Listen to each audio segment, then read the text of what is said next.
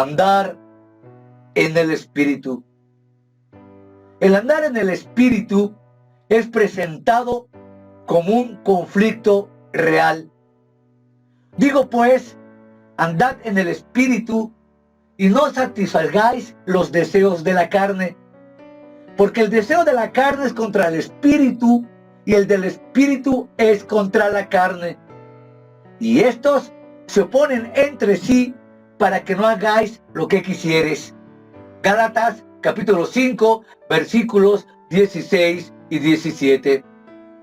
Es claro que a la luz del versículo 17 se enseña que hay dos fuerzas que se oponen entre sí. Hay una lucha y esta surge del hecho de que hay una hostilidad irreconciliable entre el Espíritu de Dios y la carne. La victoria está prometida, pero el resultado es de encarar el conflicto y no de ignorarlo. Es claro que para ganar la victoria, los creyentes deben luchar, preocuparse por estudiar lo que la Escritura dice acerca de esta lucha. No hay en la Biblia una doctrina de quietismo, de un dejar que las cosas ocurran solas. Ninguno se hace santo durmiendo. Pablo introduce una fundamental idea para combatir un error que había sido introducido por algunos judaizantes. Ellos enseñaban que, sin la influencia restrictiva de la ley, los gálatas caerían en el pecado. Contra este error, Pablo les dice que deben de andar en el Espíritu, no en la ley. Este error está muy difundido en el día de hoy en lo que se denomina el cristianismo moderno. El vocablo griego andar significa peripateo, que indica que todo el conjunto de actividades que conducen la vida de una persona está basado en la Escritura. Más precisamente significa que uno permita que su conducta sea dirigida por el Espíritu. Ningún creyente debe admitir nociones frívolas de la vida espiritual que pretenda eludir los conflictos y nuestra responsabilidad. Aquí, este andar es continuo. La forma verbal es importante. Se trata del presente imperativo que indica una acción continua. El andar sugiere una acción continua y progresiva. Caminar por el Espíritu es una experiencia que incluye la idea de continuar andando por el Espíritu o mantenerse caminando mediante el Espíritu a la luz de la Escritura. Lo esencial es que el creyente no tiene fuerzas propias para andar en algo que es sobrenatural. Por eso debe depender del Espíritu. Y para depender del Espíritu necesitamos depender de la Escritura. Nunca me cansaré de recalcar el hecho de sujetar la voluntad y el entendimiento a la Escritura. Porque he desechado todos los moveres modernos de la mal llamada tercera ola del Espíritu Santo en las iglesias modernas? ¿Por qué he rechazado el ecumenismo? ¿Por qué he rechazado los conciertos cristianos? ¿Por qué he rechazado el diezmo dentro de las iglesias? ¿Por qué he rechazado el ministerio payasal, que ahora se visten como bufones para predicar? ¿Por qué he rechazado que haya pastoras, que haya ministras, que haya apóstolas? ¿Por qué he rechazado el movimiento profético y apostólico y otras tantas cosas que he rechazado? Porque todos ellos no corresponden a la evidencia de la Biblia. Ninguno de esos mal llamados ministerios está revelado en las Escrituras. Por tanto, andar en el Espíritu equivale a andar conforme a la doctrina que solamente ésta revela. Ir más allá de esa doctrina significa temerariamente ignorar el poder y la santidad de Dios, para sustituirlo por el fuego extraño de las locuras, de las demencias y los atrevimientos insanos que hombres impíos establecen en las congregaciones, ignorando y olvidando el poder de la Sagrada Escritura. Esto es muy importante, porque en la medida en que andemos en el Espíritu, que pensemos en el Espíritu, que hagamos la voluntad del Espíritu, automáticamente estaremos haciendo la voluntad de las Sagradas Escrituras. El resultado de un nuevo espíritu es aquel que ha sido reavivado, que ha sido encendido desde adentro. Así, el espíritu humano, el que ha confiado en Cristo, se debe someter a la guía del Espíritu Santo y debe depender del poder del Espíritu Santo, y ambas cosas, guía y poder, son comunicadas por el Espíritu a la luz de la Escritura. Existe una gran posibilidad para que todo creyente avance, crezca y se fortalezca en un proceso constante de santificación a través del Espíritu. Pero lo más importante, sin lugar a dudas, es que el creyente abandone el pecado, la maldad y la injusticia y dependa del Espíritu Santo. Esta dependencia del Espíritu Santo, este dominio de la carne, este vencimiento de la maldad del creyente sobre el pecado, ya lo expliqué en 4 videos en donde narro la actividad del Espíritu Santo y el poder que se nos da para vencer el pecado. Así, el único método válido para vencer el pecado es el Espíritu. La lucha, por supuesto, es permanente. La carne siempre querrá tomar el control de la vida. La única salida es una dependencia total y continua del Espíritu, que implica ninguna confianza en la carne. Pero seamos más claros. ¿Por qué razones debemos andar en el Espíritu o caminar por el Espíritu? Pues bien, como siempre, la Escritura nos revela las razones muy elevadas para andar en el Espíritu. Número 1, debemos amar como Cristo nos ama. Número 2, debemos desarrollar el fruto del Espíritu. Número 3, debemos vivir para Cristo en un mundo sin Cristo. Número 4, el creyente tiene que regocijarse siempre, tiene que orar siempre y tiene que dar gracias siempre. Número 5, tiene que predicar la palabra, lo cual implica conocer realmente lo que dice la Escritura.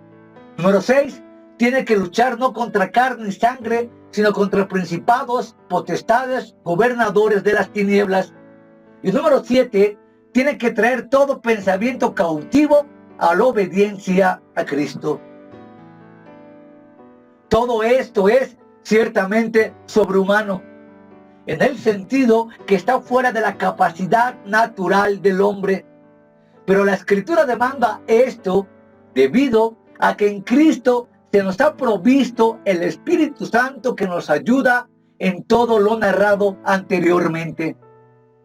Ninguna exigencia se hace al hombre sin Cristo, al no regenerado, al no santificado. Pero los renacidos por el Espíritu, los que somos guiados por el Espíritu, sin duda alguna tendremos la guianza y el auxilio de lo alto para poder llevar a cabo nuestra vida santa hasta que Él decida llamarnos a su presencia. Andar en el Espíritu implica actividad y no indolencia. Se requiere actividad para apropiarse de la verdad de Dios en lo íntimo del ser. La Biblia es un libro para escudriñar y no para hojear. Y no para hojear a ratos. Hay que trabajar, hay que estudiar, hay que ser profundo, porque no todas las riquezas se encuentran en la superficie. Se requiere actividad, además, porque Dios ha prometido revelar su voluntad, no al que vive en la indolencia, sino al que la busca de corazón. Tenemos que ser activos haciendo la voluntad de Dios y confiando en sus recursos. Andar en el Espíritu significa aprender a regocijarse de corazón en el Señor. Aprender a regocijarse en la gran riqueza de la vida cristiana, que es la comunión con Dios. Y ahí está una verdadera clave. Si tú no tienes una verdadera comunión con Dios en lo secreto, donde nadie te ve, dudo mucho que tengas una vida cristiana auténtica. Andar en el Espíritu igualmente significa que tenemos que lamentar la gran superficialidad que caracteriza al cristiano evangélico de hoy. Pero el mensaje del Dios es alentador. ¿Por qué? Porque hay mucho que avanzar. Hay muchas y nuevas metas espirituales, nuevos dones que desarrollar, lecciones que aprender, nuevos frutos, nuevos campos de servicio. Tenemos que predicar a diestra y a siniestra. Tenemos que levantar la voz en nombre del Señor en contra de cualquier injusticia que estemos visualizando en el momento. Tú lo sabes y lo sabes concretamente. La lucha contra la apostasía es la verdadera guerra espiritual que estamos librando y que realmente se libra en los lugares celestiales. No es la falsa guerra espiritual de atar y desatar demonios como dementes y atar espíritus territoriales, porque eso lo voy a explicar en otros videos que no tiene nada que ver con la realidad de la Biblia. Andar en el Espíritu es predicar la verdad, es luchar contra la apostasía, es desenmascarar y hacer frente a mucho charlatán y payaso evangélico que ha pretendido usurpar la auténtica autoridad pastoral y ministerial de ministros que realmente fueron llamados por Dios. Andar en el Espíritu equivale, pues, a hablar la verdad de la Escritura, como lo señalé en otro video de el Espíritu Santo y la verdad espiritual. El andar por el Espíritu requiere la entrega constante de uno mismo al Espíritu, en la confianza de que habrá todo el sostén necesario. La fe se ejercitará para confiar en que el Espíritu proveerá información a la mente y vigor al corazón. Es fundamental entender que no habrá paz para el corazón ni descanso para la mente, a menos que nuestras circunstancias sean manejadas por el Espíritu Santo. Este asunto es solemne. Para uno significa que el Señor dijera: no quitaré el aguijón, mi gracia te basta. Para otro significará: no entrarás en la tierra. Tal vez no me hables más de este asunto. Pablo, que exhorta que el creyente anda por el Espíritu, advierte que si anda por el Espíritu, tiene que esperar oposición y no aplausos. Y tiene que esperar que la carne se oponga al Espíritu Santo. Pero al mismo tiempo habrá la manera de no aceptar resignado el pecado como gobernante. Así como en un árbol las hojas nuevas de la primavera expulsan a las hojas secas del invierno, así hay un equivalente en la vida espiritual. Permitamos que la Biblia nos hable de Cristo y seamos llenos en el corazón y en la mente de sus palabras. Permitamos que la palabra de Cristo more abundantemente en nosotros. Que no nos detendremos ni callaremos ante la voz de la Escritura. De tal forma, el cristiano tiene que ser muy activo, como dice la Escritura. Anda, camina por el Espíritu. El creyente debe depender del Espíritu. Eso significa dedicarse a su ministerio de oración, dedicarse a alimentar al hombre nuevo por la Escritura, servir a Dios donde está, obedecer en todo lo que el Espíritu le sugiera, siempre encaminándolo a la Biblia. Implica no permitir que el pecado acumule sobre la conciencia la insensibilidad para que no haya un arrepentimiento genuino y verdadero. Todo pecado debe ser desechado para que la comunión de Dios encienda nuestra mente y nuestro corazón. De tal forma que debiera ser una alarma profunda cuando la carne gobierna en lugar del espíritu. Hemos visto que apagamos el espíritu, hemos visto que contristamos al espíritu, hemos visto que enojamos al espíritu, hemos visto que resistimos y el espíritu se nos vuelve enemigo. Seamos precavidos, no sea que por dejar de andar en el espíritu, las cosas explicadas anteriormente florezcan en nuestro corazón y llega a haber un corazón tan endurecido que no haya oportunidad para el genuino y verdadero arrepentimiento. No hay que olvidar que tenemos una promesa, que es que si un creyente depende del Espíritu Santo, Él mismo lo llevará por caminos de santidad y de rectitud. ¿Por qué? Porque el Espíritu Santo le dará tanto el querer como el hacer por su buena voluntad. La victoria sobre el pecado no se encuentra en la obediencia a la ley, en la fuerza natural, sino en la sujeción a una persona divina, el Santo Espíritu, que ha venido a morar y para siempre en el creyente. La voluntad de la persona salva ha sido liberada de la esclavitud del pecado. Reitero, la voluntad de la persona salva ha sido liberada de la esclavitud del pecado. De esta forma, el Espíritu Santo no obra automáticamente ni en forma independiente del creyente. Se trata de una persona divina que está esperando que todo hijo de Dios dependa de él para que pueda desarrollar el ministerio que solo el Espíritu puede desarrollar. La pregunta es, ¿cómo se cumplirán los requisitos espirituales de los mandatos de Dios? Esto también ya lo narré en el video anterior, con lujos de detalles. Por lo pronto, cabe volver a puntualizar que la enseñanza es que la fuente de la energía, que la fuente del poder, que la fuente de la naturaleza contra el pecado es la obediencia. El libro de los Hechos declara que el Espíritu Santo le es dado ¿a quién? A los que obedecen. ¿Cómo sé yo que si un pastor o ministro tiene el poder del Espíritu Santo? Porque camina en la obediencia de la revelación bíblica. Cuando veo tanto charlatán y farsante como Cash Luna, Guillermo Maldonado, Alda Maldonado, Ana Menes Ferrell y Benny Hinn y cuanto charlatán existe que camina fuera de la revelación bíblica y que no obedece los preceptos más elementales de la misma, ahí me doy cuenta automáticamente que no tienen al Espíritu Santo. ¿Cómo sé yo mismo que no tengo al Espíritu Santo? Que no está operando en mí, que no está obrando en mí, que no está haciendo los frutos en mí, cuando sencillamente no obedezco los mandatos del Señor.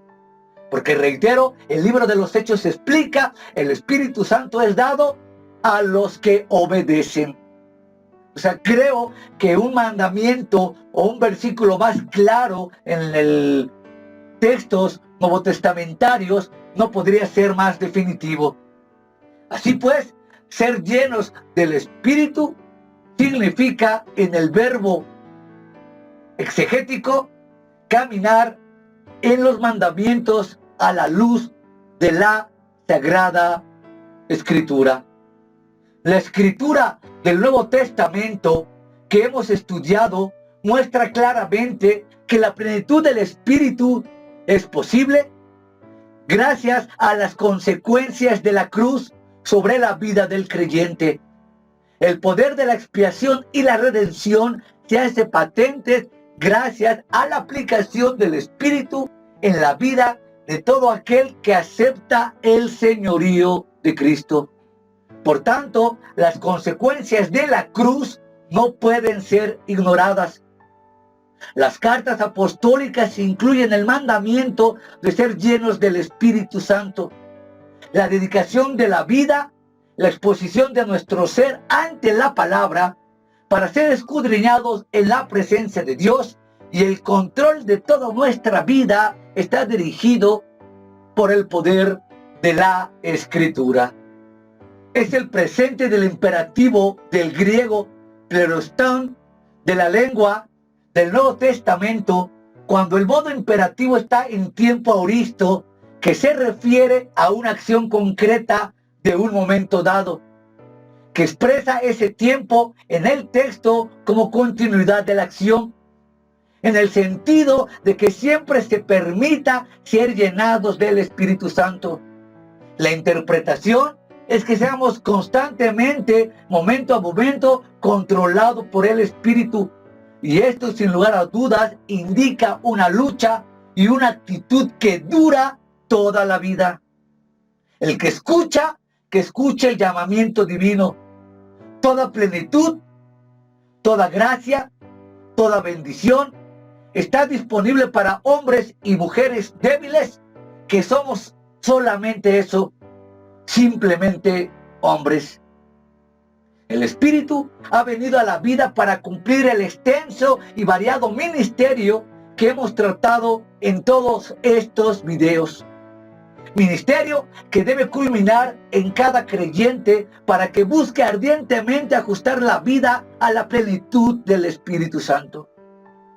Esta plenitud no es un privilegio de unos pocos, sino la bendición en el Calvario que Jesucristo otorgó a todos los creyentes.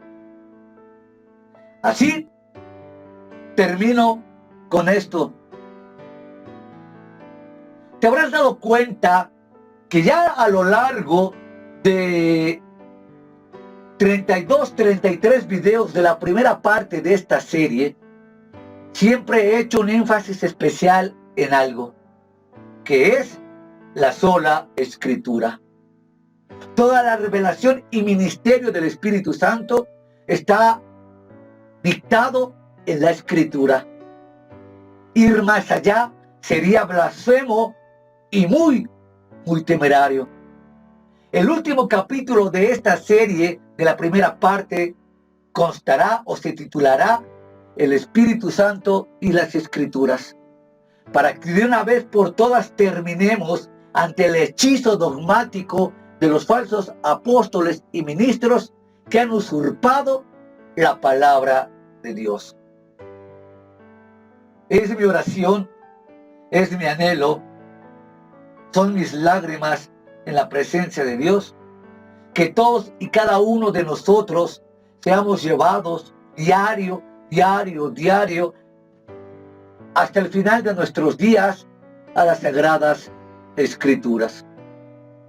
Si tú dices, pues, amar tanto a Cristo y estar loco por Cristo y estar enraizado a Cristo, pues la única manera de demostrar es recurrir al texto bíblico.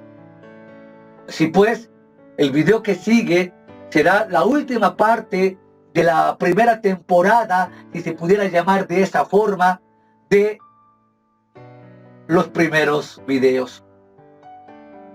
La primera serie, que se compone de cerca de 33 videos, es una forma más teórica, más académica, más teológica, que es importante y urgente dar al público a entender los fundamentos bíblicos, teológicos, exegéticos y hermenéuticos para la correcta interpretación del Espíritu Santo. La segunda serie, que constará cerca de unos 40 videos más o menos, es del libro El Poder de lo Alto de Van Simpson, en donde veremos actuar al Espíritu Santo de una manera no tan académica como lo he estado dictando. Es primero innecesario sentar las bases, pero vamos a prepararnos para la segunda temporada, si vale la pena la expresión. Por lo tanto, no apagues al Espíritu, no lo contristes, no lo menosprecies, no te hagas su enemigo. Y el mejor camino para evitar la blasfemia contra el Espíritu Santo, el cual no tiene perdón ni en este siglo ni en el venidero, Es siempre la guía perfecta, la luz imprescindible y el camino recto de la Sagrada Escritura. Paz a vosotros.